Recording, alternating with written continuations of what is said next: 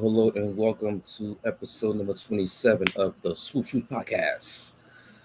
Myself, Eric, Ernest, and Armani. AKA Celtics. Today's episode, we're going to recap the NBA Finals.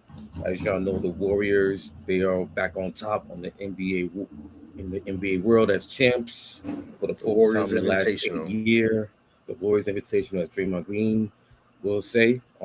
Steph Curry is the Finals MVP, and for the Warriors and for the Celtics, for the Warriors, after a 2-year injury-plagued season hiatus, winning 15 games in 2020, and then last year winning 39 games, losing in the play-in, they come back, they retool. With the same core, Steph, Clay, Draymond. They add Andrew Wiggins. They also got a couple of draft picks with Wiseman from last year, Jonathan Kuminga, Moses Moody. They also picked up a couple of players with Gary Payton II, Jordan Poole, who was the rookie last year, and they're back on top for the fourth time in 8 years. So. Give me your thoughts on this on the recap on the finals, and what do you expect from these two teams moving forward as we segue into the draft and free agency. Well, I'll start it off. I'll say it's a beautiful, beautiful time in Lakeland land right now. Even though we ain't winning chip, but like James Worthy said, he said Celtics ass, But nah, Celtic ass, yeah. But like it's a beautiful time in LA because we had to convert ourselves into Warrior fans for like these past 2 weeks. It was tough. Me personally, I'm not a fan of the Warriors, and I had a long hatred for Stephen Curry, but it calmed down just a little bit. So like I guess you could say it calmed down at the right time when I needed him the most. But I actually thought that the Celtics were going to put up more of a fight. I thought, like, when we was giving out predictions on our last episode, I thought that the Warriors was going to win in Game 7, but just turns out that Boston's inconsistencies and the Golden State Warriors championship pedigree definitely shined through when they needed it the most. Even though at times it felt like kind of like a one-man army for the Golden State Warriors in the play of Stephen Curry, like, Andrew Wiggins really stepped up, and Eric, I know you spoke about that on our last episode. I told you he was going to be the X factor. He came up big. Yeah. Games 4 and Games 5 had double doubles, and I thought the Game 4 one was much bigger than the Game 5 one because they needed that little spark while Steph Curry was going off in Boston. Right. And with Andrew Wiggins, he just made it really, really tough on their wings, like they call him two-way wigs now. Like I go on every single analyst TV show, and now they talk about Andrew Wiggins is a lockdown offender, and I'm just like, wow, like this is really, really crazy. Like two-way wigs, that's what they call them. But no, he definitely stepped up when the Warriors needed them the most, especially when Clay wasn't having the best game, when Jordan Poole was non-existent. But yeah, man, shout out to the Warriors for getting the job done. Shout out to Steph Curry. Like, you could definitely see the emotion on his face at the end of Game 6. Like, he really needed this one because me personally, I never counted out Steph Curry. Like, Steph Curry's incredible, one of the most incredible players that we have in our league, incredible players of all time. But, just this media narrative that since he never won a Finals MVP or will the Warriors be back, it kind of like the man has 3 rings. Like, come on now. And he's a 2-time MVP, one of them unanimous. Like, why are we talking about, all right, now we're going to put some respect on Curry's name? Like, Curry already had respect on his name, Now, I know, like, when KD came, it kind of, like, diminished the Warriors title just a little bit, but man, it's still Steph, Clay, and Draymond. Like they was out there getting the job done. And Draymond even said it himself. Even when KD was on the team, the offense still ran through Steph. Some people could kind of like fact check that to see how accurate that is. But like, believe it or not, Steph causes a lot of problems on the offense, whether he has the ball or not.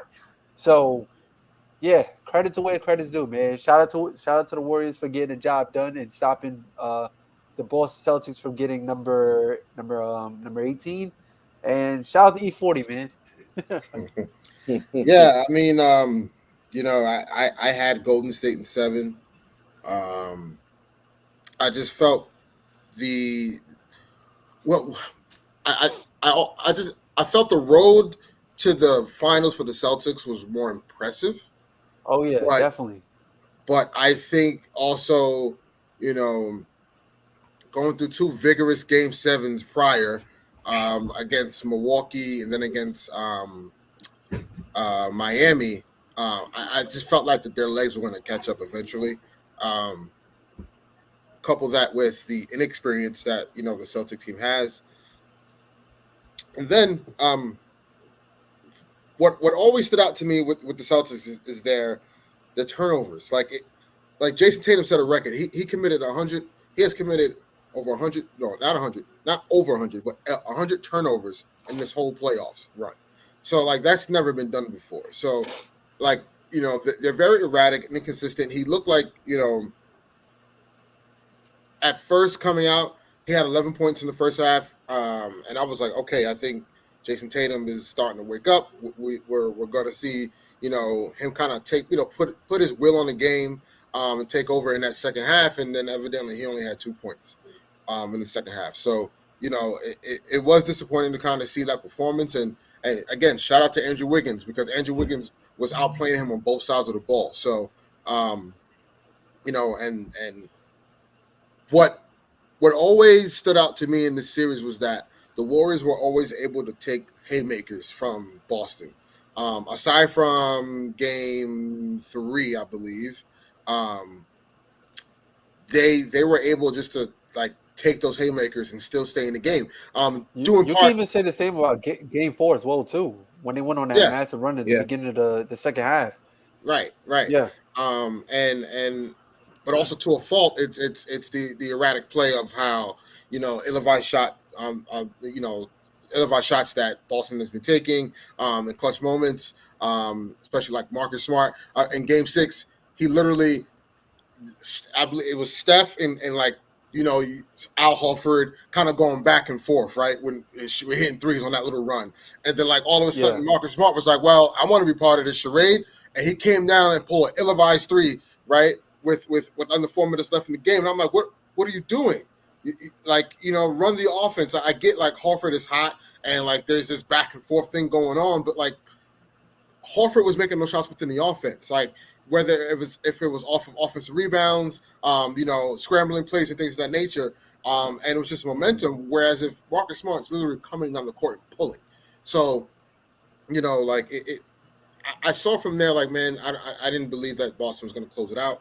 Oh, well, not close it out, but at least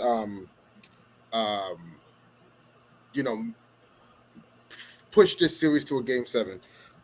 Sorry, I just got word that the Magic are in I saw it for Terrence Ross. Terrence Ross. Oh, that's a nice pickup. Hope they're asking for a bunch of second-round picks. Lakers got all that. Knicks. But anywho, again, shout out to Golden State Warriors for doing the Lord's work and preventing the Boston Celtics from getting number 18. Steph Curry has shown he can win without KD, win with KD. However, people look at it. I was always on the record. I don't care that KD went to Golden State. Yes, it was upsetting, but like it is what it is. This has been happening for years in the league. It's not just this new phenomenon that players want to, great players want to play with each other. Like front offices want to do that too. So let's not get that twisted. So, at the end of the day, shout out to Golden State, and Steph Curry has entered a new upper echelon of basketball immortality. And I asked this question to you guys because it's been a lot of talk about him being the greatest point guard of all time, as Andre Iguodala has stated, as Kendrick Perkins has stated, I cannot get on that train. Being on a Mount Rushmore, I cannot get on that train either. But Steph Curry is, in my opinion, a top 10 player of all time. He is arguably the second or third best point guard to ever play the game. I have him neck and neck right now. It's Magic Johnson. It's the best point guard of all time. And then I have Isaiah Thomas right after. So, like, Steph and Isaiah is kind of like, you know, I would say combatant for that second spot for me. You know, I can't call Steph the greatest point guard of all time when Magic Johnson has 5 championships, right? And he has 3 Finals MVPs, like multiple time All-Star. He won one of those championships as a rookie. In his rookie year, he was the Finals MVP and rookie. Like, it's crazy. And he had Bird to start got game rookie 6 at center that season. Right. Bird game, got rookie of the year Yep. that year, and statistically, Magic had the better numbers. And then he went in and had to sacrifice him, you know. And listen, I get Steph Curry, the greatest shooter of all time, changed the game, but let's not diminish and overstep what Magic Johnson has done. He was one of the 2 people that saved the league. Literally, there would be no Steph Curry if Magic Johnson didn't become who he was. So let's not forget that. Like that will never. Remember, not to cut you off, but remember, Steph Curry. It was between him and Monte Ellis. Who wanted to build around and wow, to trade. They dodged a bullet, and they chose Steph Curry over Monte Ellis. And remember, Steph Curry had those early ankle injuries in his career. They were calling him paper tape Steph. That's like the red and the blue pill. Yep. Right. And I just think, you know, look, there's this thing going around Lakers Twitter. Right, and I always like to shout out Lakers Twitter because we can be toxic as hell. But quite frankly, how we're looking at Steph Curry is his competition is Tony Parker right now. So, like, Tony Parker got the same chips, right? Like, you know, like, listen, yes, Tony Parker's not the greatest shooter of all time, but I'm just saying. So, you know, Stephen Curry.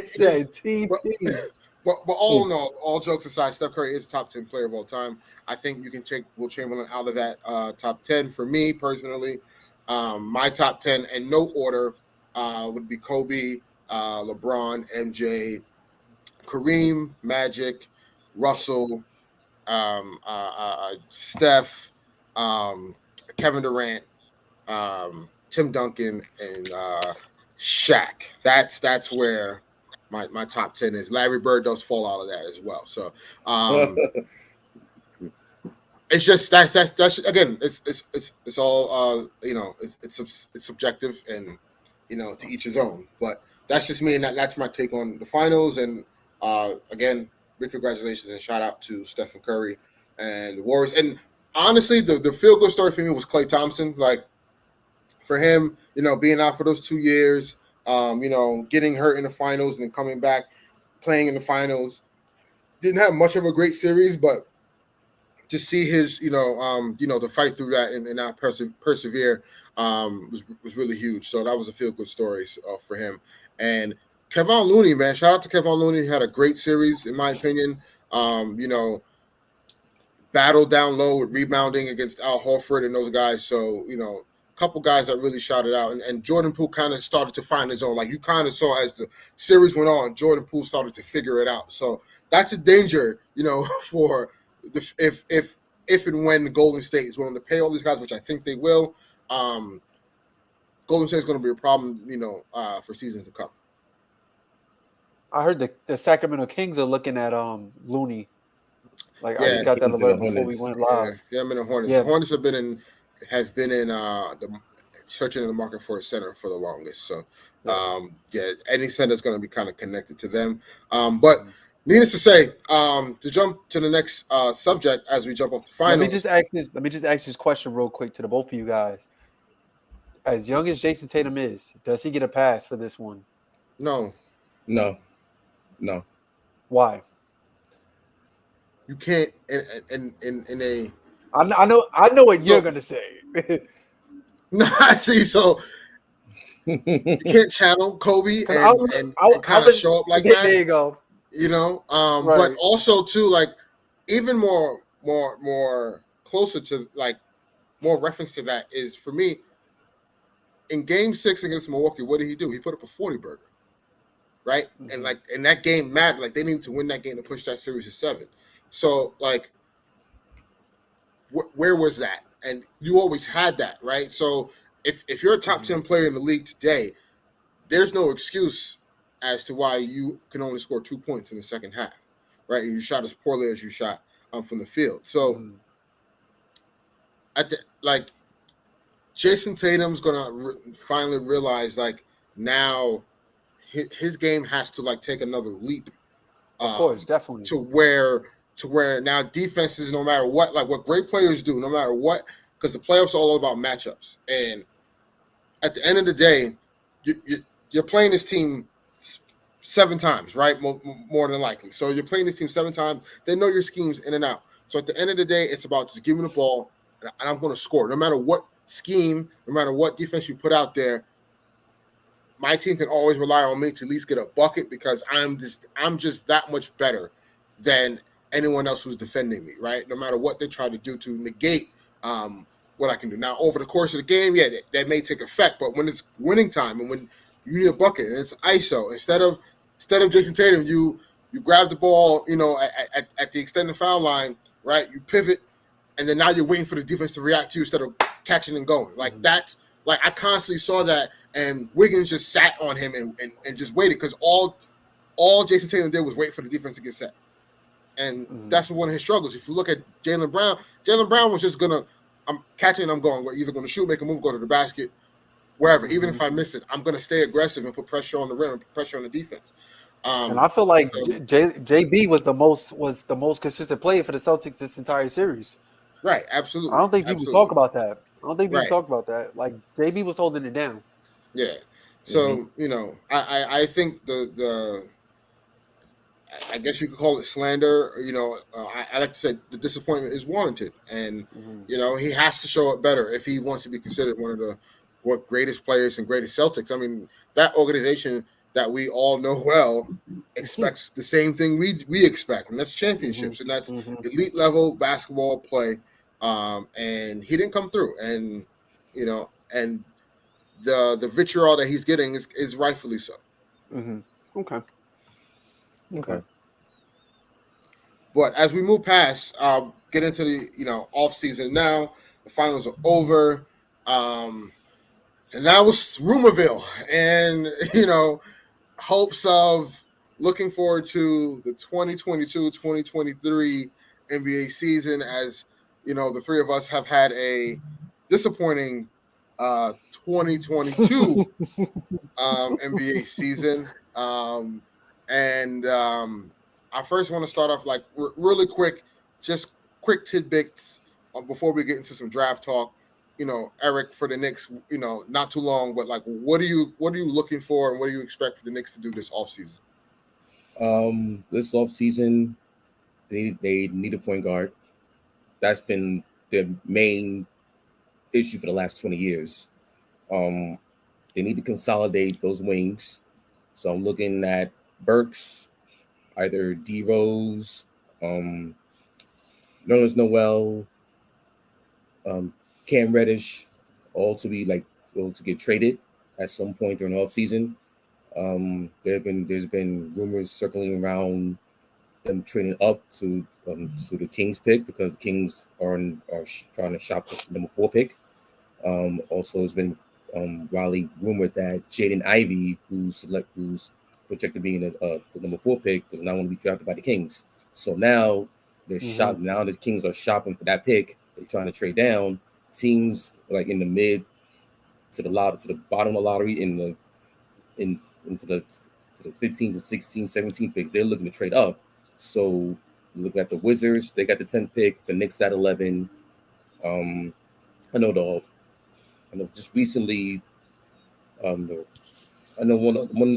one other team. They said they want to trade down. I think it was the Cavaliers. Yeah, the Cavs. Yeah, the Cavaliers. Yeah, the Cavaliers. They had 14. They want to trade down. So there's a whole lot of moving parts coming up. But for the Knicks, they need a point guard. Um, they need to consolidate the rest of the roster because they got too many wings. Mitchell Robinson, um, next Thursday, the 30th, that's when he's eligible to sign as a sign him. Well, actually, no, becomes an unrestricted free agent. So, how much is he's gonna be commanding per year? Some say pay him the same as Robert Williams from Boston. Got the 4 years, 44 mil. They're looking at maybe he's looking at 12 to maybe 13. If his price is at 15 to 17, then they might let him walk. See where they can find a center in free agency or in draft. Real quick, I don't believe that the Knicks have to be hell bent on keeping Mitchell Robinson. No, I that's think the thing. JaVale McGee does exactly what he does at a cheaper price. That's just my But take he's on up there. He's up there in age, though. That's the thing. That's the only thing. But do you want to pay Mitchell Robinson $15 million a year? I get that. I get that. But pretty much to your point. Plus his injury history is kind of long for Mitchell. So right. He doesn't do enough on offense to even he's strictly a defensive rim protector. That's what he is. Plenty of other bigs out there that could do that. And basically catches lobs, plays defense. Yeah. The center position is very limited nowadays. Very limited. So you can find other guys in the market that can do the same thing. He's a Rudy Gobert hybrid. That's what he is. That's exactly what he is. I don't think you pay that much money for his talent. Also, they're looking to Malcolm Brogdon because looking at the price of Jalen Brunson, I don't think they're gonna pay over $20+ million for Jalen Brunson. And that's why the Mavs made that trade to clear up cap space to maybe re-sign Jalen Brunson. So they need plenty of help. Like get a point guard. If you can move, there are going to be point guards available. I'll tell you that. Yeah, but he's not available no more. It looks like he in the system now. He's with us now. Well, that hashtag is done. Hey, we'll see. We'll see. But yeah, he's staying with us. Yeah, we'll see. There is some talks happening. I'm looking at Malcolm Brogdon or maybe another point guard pick in the draft. Maybe Jaden Ivey. I feel like that's the guy y'all need. Yeah, that's because I would like that. The Knicks have plenty of second-tier talent, but they don't have that guy, that ace, that dynamic player. Hold on. Wait a minute. Pause. So what's all this talk about? We got to build around R.J. Barrett. R.J. Barrett ain't the guy then all of a sudden? Is he not the ace? No. He's not that. He's not him. No, he's not that. But just to add on to along with R.J. Barrett, because you got R.J. Barrett, now you trade up in the draft to see if you can get one of those Jaden Ivey or one of those top guys in the top 10. Then you plug him in, and then you add pieces along with it with IQ, Obi Toppin, and then you go from there. Okay. I mean, hey, hopefully the Knicks do something, but if they're going young, I just hope Knicks fans have a certain expectation because that's not a playoff team.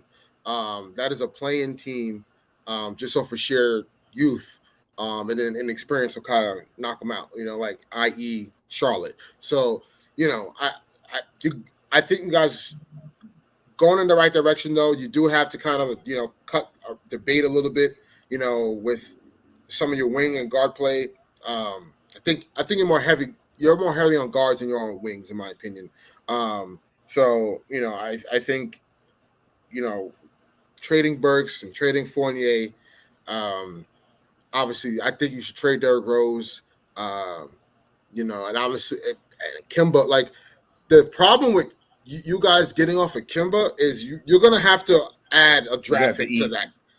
You're gonna have to because no one's gonna want Kemba Walker straight up for any type of compensation. You're gonna have to give up a draft pick or a couple of seconds just to get off him. Which is fine hopefully, because they got a whole bunch of seconds. We'll see what the Knicks will do. And Armani, give me your expectations on what the Lakers should do going into this offseason. Obviously, we have LeBron's extension looming. Russell Westbrook is set to opt in on the 29th of this month of June. They only have I believe 6 players on the roster, and that's LeBron, AD, Russ, THT, Stanley Johnson, right? We still got Austin Reeves and Stanley Johnson. Yep. So, yeah. So, being a fan is a list that I will want to happen.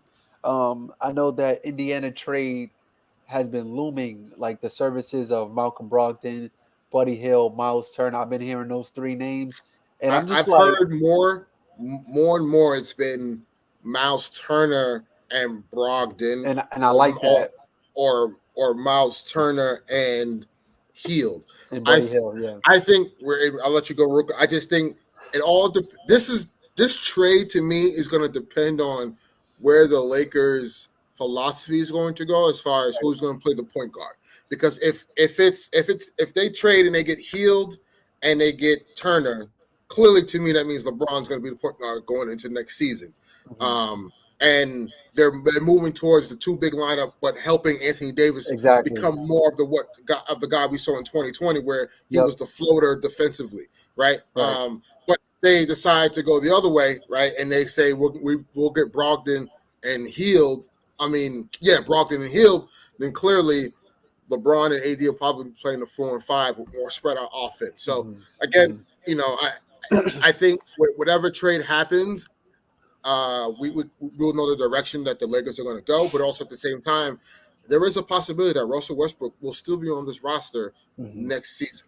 Yeah, it's for me. It's a win-win. Like I was thinking about that philosophy that we had in the 2019-20 season where we had the 2 big lineup with AD and JaVale McGee. And, JaVale McGee kind of was the guy to take up all the fouls, the defensive assignments for that big guy down low, and then LeBron kind of ran the point when we had Avery Bradley and Danny Redd looming the perimeter, So it's kind of it will be the same thought process depending on how we do as a team on the offensive and defensive side of the basketball. But either one of those trades is a win-win for me. That's good in my book. I would say coming in at number 2, Malik Monk. Like, man, that kid can ball. I really do want him back on the team if we need a spark plug, like he's the guy to go get it. And we definitely see how him and LeBron played when they're on the court with each other. Even though Malik Monk isn't the best playmaker, like he's still an offensive threat that you got to worry about. Like I remember there was that stretch that we had with him and Braun was like running like a lot of pick and roll, getting a lot of mismatches and stuff like that. And it was fluid. They had me saying that Malik Monk and LeBron was like the best 1-2 punch since D Wade and Braun. Like that's how fluid and smooth it was. Hey, as a Laker fan last season, we didn't have much to be happy about. So you got to enjoy the little things. You know what I mean? But that's number 2 with Malik Monk. Number 3, I want to keep Melo, man. I want to get Melo his ring, yo. And like Melo told about Melo, the Knicks want Melo back. Nah, y'all had y'all chance. Y'all kicked him out of New York. Nah, let him stay in LA and let him go to Brooklyn. He might go to Brooklyn. He'd go to Brooklyn. But don't go back to New York, man. Like, so I guess you could put Melo and Dwight in the same tier as well too, because Dwight still has so much to prove as well too. Like, I would love to have Dwight. It's just that he didn't get properly used last season. I would say those are probably the 3 things that I would want to happen. And I already, I'm living with it that Russ is a part of the team now. Like, like we're going to keep him. I've read an article, kind of skimmed it, but just some of the conversation that him and Coach Darvin Ham had, just wanting to tweak Russ's style a little bit. He wants Russ to be more of a slashing, more pick and roll, more involved in the offense instead of being in the corner and being more spot up, because he's completely useless. Like, like Russ, we all notice he can't shoot, so like to give him moving, like kind of reminds me of that game when I believe it was heading into the All-Star break or after, I can't remember, but when we played the Warriors, to see Russ constantly like cutting to the basket, moving off the basketball. It made the offense a whole lot fluid because they give us a lot of different options. So yeah, that would be, I guess, say 3 or 4 things that's going to happen this season. And more play on the wings. I want to see Austin Reeves get more action, see Stanley Johnson get more action. But like I've been hearing OG Anunoby, I've been hearing Bradley Beal, Zach LaVine is scheduled to resign back to the Bulls. But all of these different names, it's just like, all right, figure out what we're doing as a team, and then let's worry about the outside forces like later. We got to figure out the identity first. But this identity that Darvin Ham has, it kind of very reminiscent of the 2019-20 Lakers. Yeah, I think there's a lot of variables that has to like kind of line up and happen for the Lakers. They have to build the correct roster. Like last year, clearly it was an effort issue. Guys didn't buy into the coaching staff. The philosophy wasn't the same as like the roster talent makeup. So, they have to figure out what's the identity of the team, and then what players are going to match that identity. Right. So, obviously you need wings. And if you look at Darvin Ham and where he's come from with Milwaukee and even to a lesser degree in Atlanta, he's coached big teams. Like these guys, if you look at the lineup in Milwaukee, right, it was literally like at any moment you had Brook Lopez, Giannis, Middleton, Drew Holiday, and then you would either throw in Pat Connaughton, or you would throw Wesley in Matthews, Wesley Matthews, or you would keep one of those guys in and then take out Brook Lopez. Then you got Bobby Porter. So like it was an interchangeable lineup where you have a bunch of wings that can guard multiple positions and also can shoot the ball. Mm-hmm. So hopefully Anthony Davis, it comes back healthy and right next season. I don't make a big deal of him not touching the ball since April 5th. People got to relax. Yeah, once it was put into perspective, the understanding, but of course that's going to be the headline. You know what I mean? Yeah, that's people got to understand. Like, and again, like, because I ain't gonna lie, when I seen that, I tripped out. But then when you go on Twitter and start to read the details, it's like, all right, you know what? But it wasn't even. But like, here's the thing. Like for me, when I first read, I was like, wait a minute. And then before I like quickly overreact, then I was like, wait, this is the first offseason he's had where he has nothing just to focus on but basketball. Yeah. So if you look at it, right, the year he's got traded to the Lakers, that was the most time he's had off, right? Because New Orleans sat him towards the end of the year, the infamous "That's All Folks" T-shirt and everything, and then he gets traded to the Lakers. They look great. He's healthy. Then they had the stoppage because of the pandemic. That 4-month layoff. Then they go back. They win the championship, and then the season starts right a month away. and a half later. Right. Yep. So and AD was going into the offseason with a foot injury. So you had that, and then going into the offseason that year, that was typically like a month off. He couldn't get back into his normal routine, so his body wasn't right. Everyone got hurt. Every team that played late into the bubble got hurt that following year. Right. Yep. So then you had that, and then after that, AD had the groin injury in the playoffs against the Suns because his body wasn't right the whole year because of the short offseason. So he goes into the following offseason with a hamstring. I mean, with a groin issue, yep. And then on top of that, the dude gets married. So like, there was a whole lot of stuff going on this last offseason. And then you add addition to Russell Westbrook, the roster's overhauled. So like we gotta give AD some slack here a little bit. And then last season, what happens?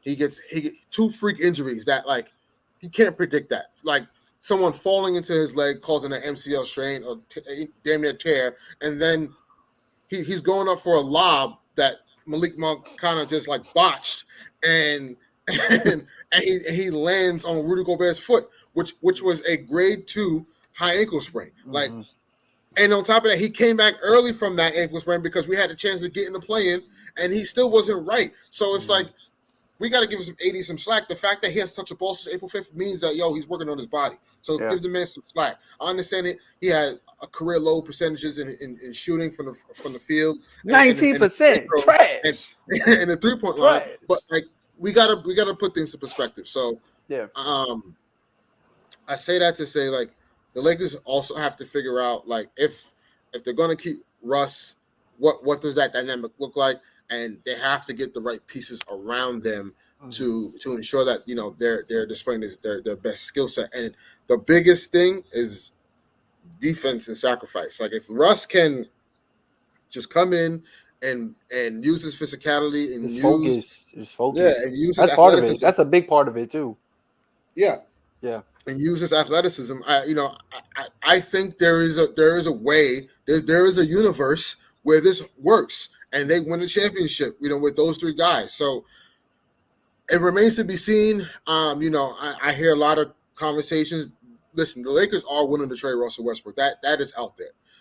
It's just for the right price, and it's for they don't want to give up too many assets to get bad contracts for guys that are not going to produce. Yep. They would rather take bad contracts for guys that are going to produce in that scenario. So that's why I truly personally, if it's not Indiana, I would call the Knicks because I like Evan Fournier and I like Alec Burke with that team. Because I think Alec Burke kind of takes off some of the ball handling skills from LeBron, and then Evan Fournier is a shooter. And man, I think with AD and LeBron on the court, with Evan Fournier, you're gonna get a lot of looks, man. He's gonna get a lot of open looks. So but again, it's all about the commitment on defense. We know Darvin Ham's a no nonsense coach, and that's what he's asking of his players, and that's what he's expecting of his players this coming year and the next couple of years. This is possibly a weird take, but I don't know. I can see KCP back on the roster, man. I can see that. Yeah, I mean, listen, there is, again, if Bradley Beal is a thing, which, I don't believe the Lakers should go out and try to get another big star with a big contract and you're top heavy and all you left is back to square one minimums. Right. But if they do make this trade somehow and they get Bradley Beal, the trade package would be Russ, THT, Kendrick Nunn, and then you'll get Bradley Beal and KCP in that deal because the money works, right? And you could, however you figure out the draft picks and the protections and all that stuff, that could get added. But like that can work. Now I'm okay with getting KCP back and Bradley Beal. All right, that makes some sense to me. But again, I like to have flexibility, and I want to see the Lakers add depth. Like the name of the game to win a championship in this league, you have to have depth, and you have to be able to have players that can guard multiple positions and do multiple things on the court. So, as we finish talking about the Lakers and the Knicks as far as all-season expectations, we're going to go into the draft. As you know, the Orlando Magic have the number 1 pick this year. Personally, I don't think they're going to pick Chet Holmgren. I don't think he is a number 1 pick for what they need, given the fact that Jonathan Isaac should be back next season for them. Mo Bamba may be on the trade block, may not be. I don't think they need another big man in that system, in that program. I think Jabari Smith should be the consensus number 1 pick.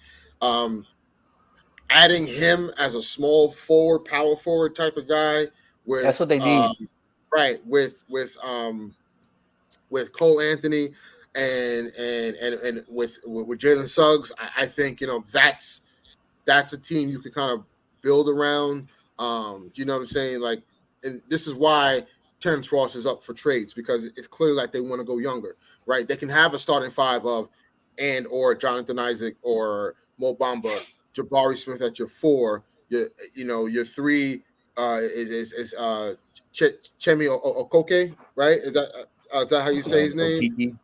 Yeah, Chemi Okiki, and then you'll have Suggs and Cole Anthony as your backcourt. Also, so you got a Franz Wagner, right, and you got he had a pretty good season too. Mm-hmm. Right, so they could really play a small ball lineup that can spread the floor.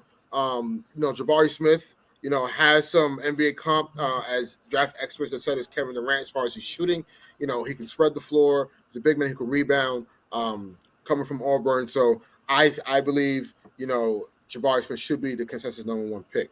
Coming at number 2, right, Oklahoma City. They have the 2nd pick in the draft. Who knows what they're going to do? They have, I think, 30 first-round picks coming up in the next few years. So it's insane how much picks they got. And then I believe they picked up another first-round pick in the trade that they just did with with the Nuggets. Denver. JaMychal Green. They acquired JaMychal Green, and a first round pick. I believe for who did Denver acquire in that trade? So the Nuggets, they traded Jermichael Green and a protected 2027 first round pick to the Thunder for the number 30th pick. Mm-hmm. So the Nuggets are gonna have picks number 21 and 20. So they have picks number 21 and 30, and the Thunder have picks 2, 12, and 34. Wow. It seems like to me Denver may be packaging those 2 first round picks to upgrade their roster. As you know, Monte Morris and Will Barton. Will Barton is on the trade block, so you could probably get some good depth and some pieces for those 2 guys plus the 2. They're trying to get that third guy. That's what it is, especially with Jamal Murray coming back. It could be they're trying to lock that in. We hear a lot of Damian Lillard talk, and him and Jokic teaming up together, which would be a dangerous duo. But we'll see. Portland is also in the game. They're retooling, but I think if the right trade comes along for Damian Lillard, they would rather rebuild. So we'll see what happens. But I think also they're also trying to shop that number 7 pick. Yeah, that's what I was. So I think OKC picks Chet Holmgren at number 2. I think they need a center. Obviously, Derek Favors is not the guy that you kind of want going down the line with the young guys that you have with Kenrich Williams and Shea Gilgeous-Alexander and Lou Dort and stuff like that. So and Darren Baisley. I think Chet Holmgren fits their timeline, and obviously, he could be featured on that team as a potential star. So for that one, I have Banchero for that one. Oh, you have Banchero going too. Okay. Mm-hmm. I can see it. I have him for 2, and I got Holmgren for Houston, just because the trade that they just made. If I know, obviously, Houston is 3rd and Oklahoma is 2. I know Houston, they made that trade to get Christian Wood up out of there, and their decision making process was to free up more space for Holmgren.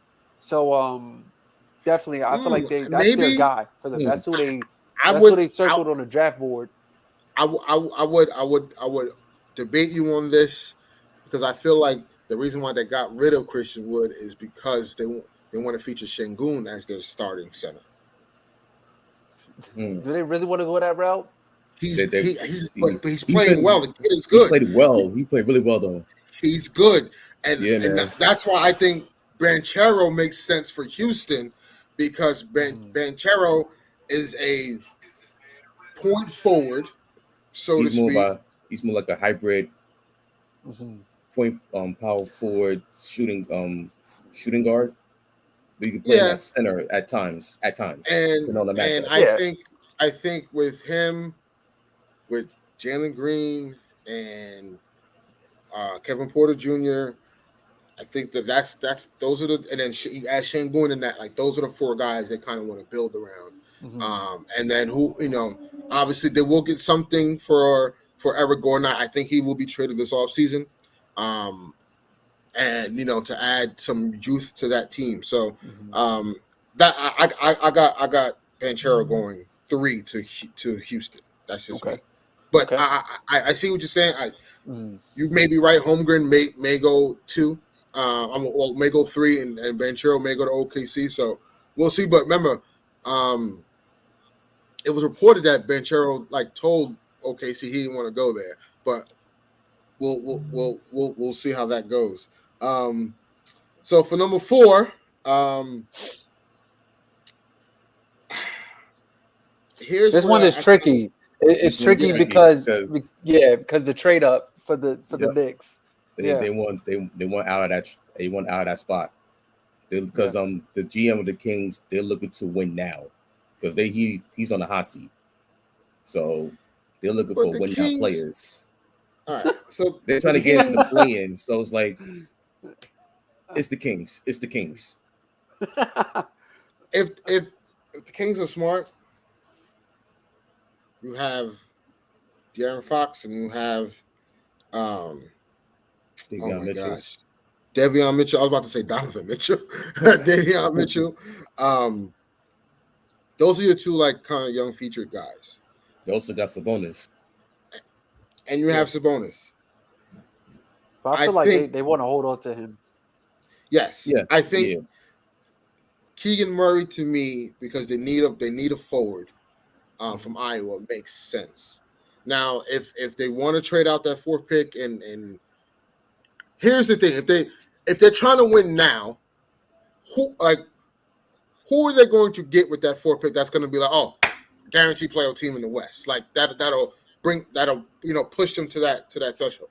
I don't think there is one. Like, and this is my opinion. So I just think like you unless you just again, I think the best direction for them is just to draft at number 4, and if they really want to go younger, they really want to get some pieces, you trade Sabonis. And get. I know they just acquired him, but like their direction is kind of weird to me. Next, number 5, we have Detroit Pistons. Detroit is very intriguing. I believe Detroit is on a trajectory to be really, really good in a few years. I told y'all, I said this last year, like, hey, within the next couple of years, watch out for this team. Yeah, with Tay Cunningham, Killian Hayes, Isaiah Stewart, Sadiq Bey. and Sadiq Bey. I think they're going to trade Jeremy Grant, obviously, to go younger, and this is tough, but you take the best player available, and I think Jaden Ivey goes to Detroit at number 5. I had Shaden Sharp to help out Cade on the perimeter. I had him 7 going to Portland. He's a wild card, Shaden Sharp. Right, he's a wild card because he hasn't played. Reason why his injury. Yeah, he hasn't played. We'll get to we'll get to next. Indiana, number 6. I think they get AJ Griffin from Duke, 6'6" forward. If Indiana wants to go young, clearly, they're not sold on the tandem of Brogdon and Hield. Turner's been on the trade block, so I think they're just going to go full rebuild and build about Halliburton. Right, and build about Halliburton. I think AJ Griffin from Duke is a great compliment player to him. Next, Shaden Sharp, I had him going to 7 to Portland only because I think him with Anthony Simons is a good backcourt, good young backcourt. It's going to put up a lot of shots. A lot of fast-paced offense between those two guys. Obviously, if Dame Lillard is still there, that may change. So that's why The only thing with that though, if let's say if they do pick him up, right, Portland, I feel like they could possibly fall into that same cycle they had with Dame and CJ. That's just what I'm thinking. Mm-hmm. It could be the same thing. So I don't know. Like they might want to look at a forward. So they might want to look at a forward for this one, like an interchangeable forward. But I just think if they pick up like another guard, it's going to fall into the same thing. What about Jeremy Schoen? What's up? Say that again. Jeremy Schoen. I had him going 10 to Washington because I think Washington they're poking around 4-point guard, which means I think they may want to give up some forwards because they have a logjam there at the forward position with Kuzma and Rui. And then you have you still got Porzingis, right? You have Porzingis, and you have what's the center's name? I keep forgetting his name. Gafford. Yes, Daniel Gafford. Yeah. Right, and he has emerged as a really good player. Yeah, I like him. Hustle guy. I like him. So I had him going 10 as their young piece of forwards. But But 8th pick, New Orleans Pelicans. I believe New Orleans is going to trade this pick because I think they believe they're kind of knocking on the door of being a consistent playoff team. From the emergence of Brandon Ingram, CJ McCollum being added, and then they're getting Zion back. You couple Jose that with Alvarado, Jose Alvarado, Herb Jones. Herb You know what I'm Jones, saying? Trey Man. Trey Man. Trey Murphy, but they call him Trey Man. Trey Murphy. But I think they trade the pick because obviously that was the pick that they acquired from the Lakers for the Anthony Davis trade. But if they don't, I think they I'm looking at either two guys, and I'm when I kind of did this, I was also like cross-referencing CBS as well. They kind of have the same thing, but I had Benedict Mathurin going there, or Dyson Daniels from the G League Ignite. Okay. I think I'm only leaning towards Dyson, but only because he's come from the G League and kind of understands that circuit. From what the Pelicans are trying to do, they kind of want some guys that they can play defense. That can play defense, but also has been there, has a sense of the NBA kind of cycle, if that makes sense. Again, but he is a facilitator. Like Dyson is a facilitator in the G League. I saw some highlights of him. Is Jose Alvarado going to be your starting point guard, right? Like I don't think so. No. So again, you gotta need somebody that can facilitate and kind of help them, run the offense with that. And then the 9th pick, San Antonio. I had Benedict Mathurin going there, shooting guard. Someone that can mold from the Pac-12. He has a perimeter jumper. He can create his own shot. And he can be a quality defender. Now, San Antonio's team could look very different if they get John J. Eaton. So we'll see what that looks like. And then rounding off 10, Washington, Jeremy Shohan, as we spoke about. So that's kind of like my thing, my consensus about the top 10 picks and where they're going to land. The Knicks, obviously, at 11. I was looking at Johnny Davis or Ousmane Deng for you guys. Ousmane Deng's a small forward, 6'9", you know what I'm saying? French guy from New Zealand, but has a finesse game. And then Johnny Davis, small forward. He shot 30% from three in the sophomore year. Ran the show with Wisconsin. Has a good mid-range. It's a guy that can spread the floor for you guys. But again, we'll see how it all ends up. What happened? I'm going towards Johnny Davis. I watched a lot of his games with Wisconsin. Yeah. He's one of those interchangeable 6'5" to 6'6" to 6'8" wing range, but also he can put the ball on the floor and he can play defense. And he's one of those 3-tier shot makers, score in the paint, mid range, and from the three, and that's what the Knicks need. Yeah. So there goes my mock. As you know, the draft is this Thursday. There will be a lot of trades happening this year. I feel like there's going to be a lot of movement around the league, considering obviously what happened with the last champions, and the Warriors are not also going to stand pat. Who knows what they're going to do? So I want to get you guys, before we end the show today, early, super early predictions. FanDuel and I believe DraftKings already have the Warriors as favorites to repeat next year. This is not. This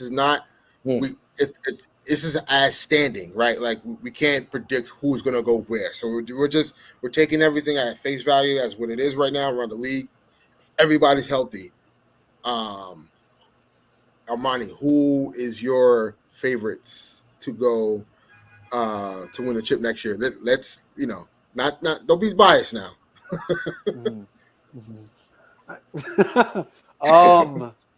Sheesh, the favorite. I got the Bucks. Again. I'm not going to count them out. I do feel like if Middleton was playing,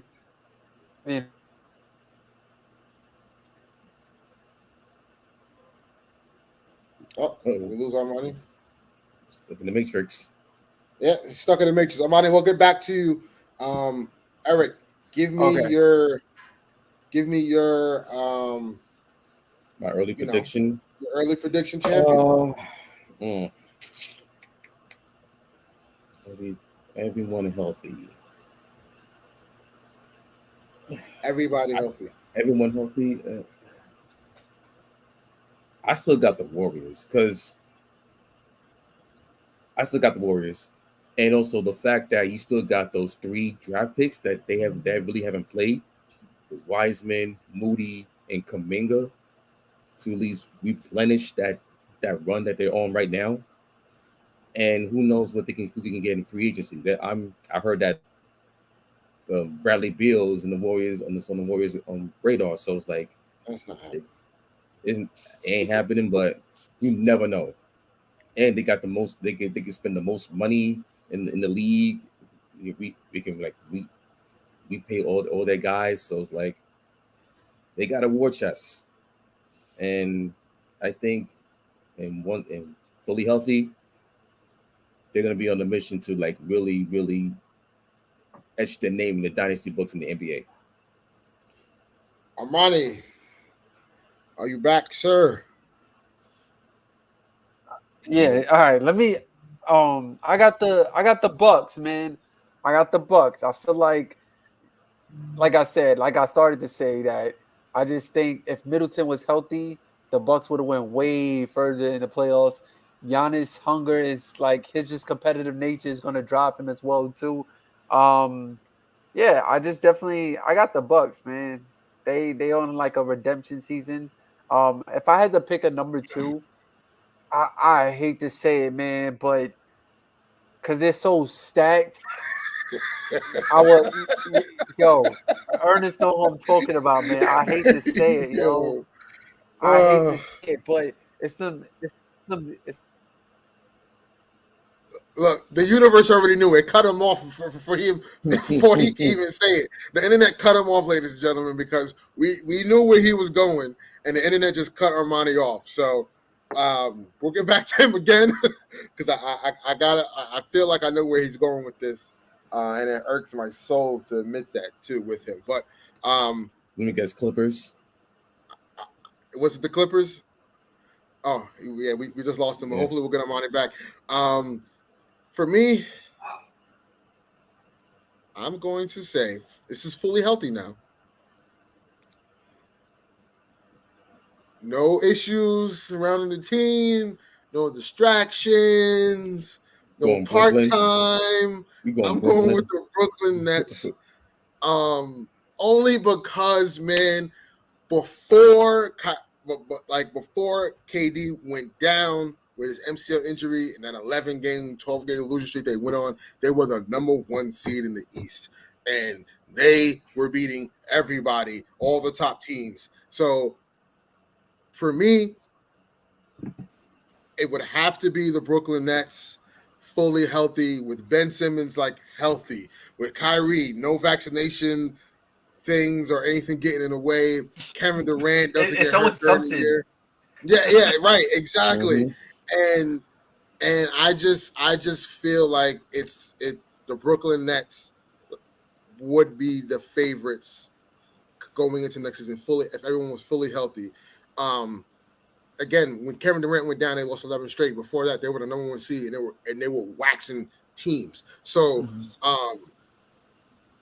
that duo, Kyrie, and listen, I know what happened against Boston, but I think if they had someone like Ben Simmons there that was there all year, right? Like not just like throwing in after a back injury, after his mental health issues and the back injury, after not playing all year. I'm saying he's been playing with the team all year. He's been healthy. Kyrie has been there all year, no part-time. KD was healthy all year. They had, they got the guys like Drummond. The Nets win it all to me. I don't think there's no one on Golden State that can contend with Kevin Durant. Even if Kevin Durant was even on Golden State today, he would still be the best player on that team. So, Bucks are on number 2.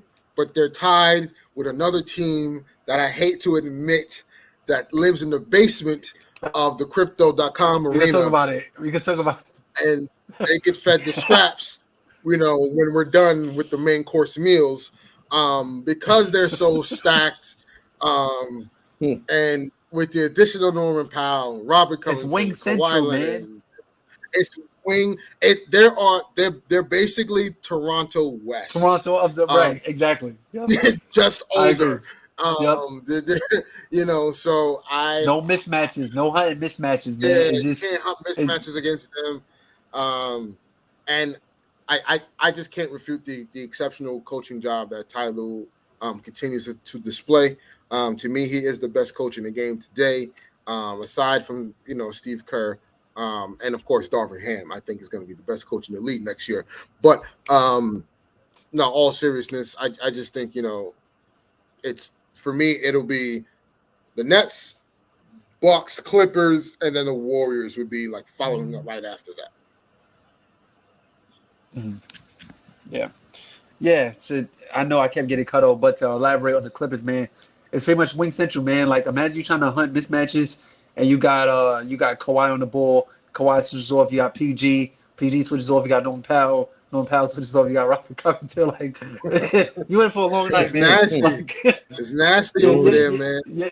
You're in for a long night, but we haven't seen Kawhi play ball in 2 years, so that's something to take watch on as well too. And I know PG, like when he came back from injury, he was starting to come back in his own, but unfortunately we couldn't really see much of that due to the Pat Bev led Timberwolves, crushing that dream.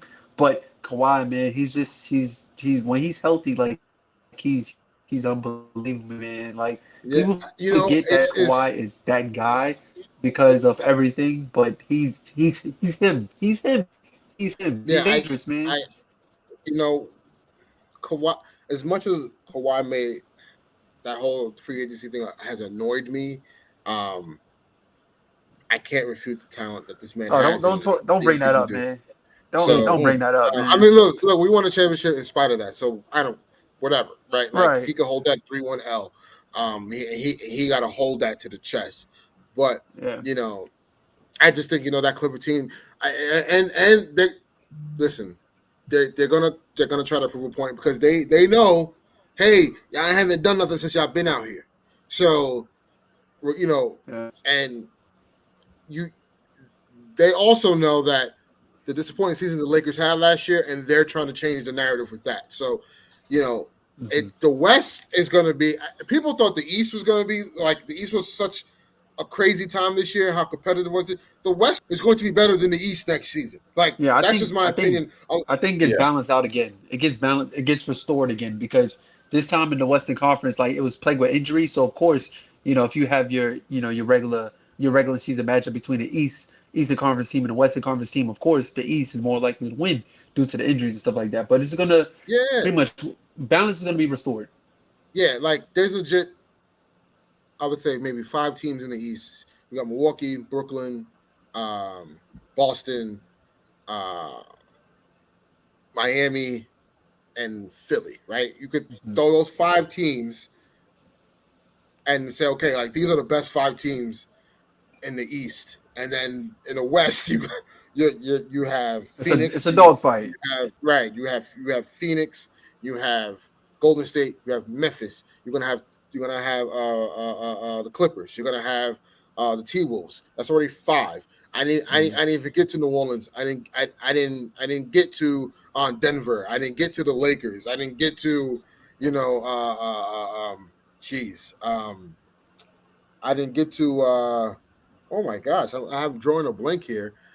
Dallas, whatever Dallas. Dallas. Oh my, yeah, Dallas, exactly. Yeah, Dallas, whatever Dallas is. Shit. I feel like Utah is out of that question. Utah and Portland is out of the question now. Utah and Portland is out of the question.